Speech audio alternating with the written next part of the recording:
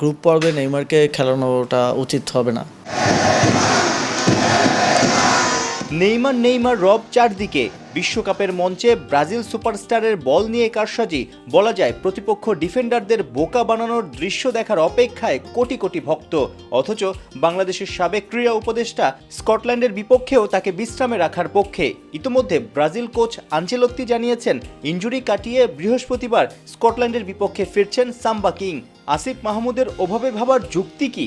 অনেকের জেনেটিক বা নেচারের মধ্যেই তো নেইমারের ওই যে বলো না, চীনের দুঃখ হুয়াংহো, নেইমারের দুঃখ হচ্ছে ইনজুরি। শেষ ম্যাচে স্কটল্যান্ডের সাথে নেমেও যদি তিনি আবার ইনজুরিতে পড়েন, তাহলে আমরা আবার তাকে নকআউট পর্বে পাবো না।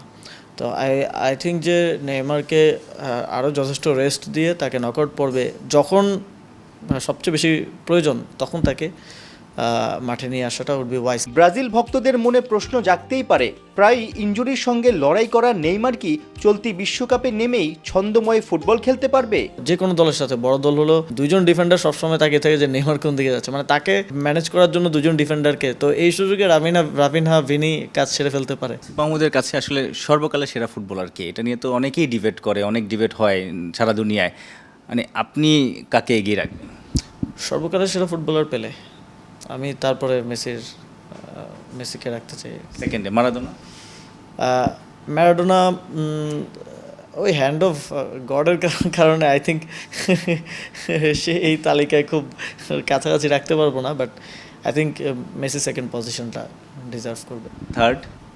Third Cristiano Ronaldo. কোনো বিশ্বকাপ না জিতে?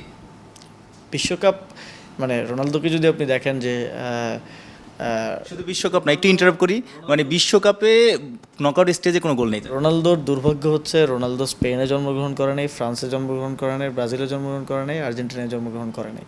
করলে সে একটা ডিফারেন্ট হিস্ট্রি রেখে যেত, এবং তার দলকে, পর্তুগালকে সে যত দূরে নিয়ে আসছে, তারা তো ইউরোপে ভালো করেছে, এবং তার ক্লাবের পারফরমেন্স এটা একেবারেই তার ব্যক্তির উপরে এবং তার হার্ডওয়ার্কের উপরে। সে তো গিভেন ট্যালেন্টও না।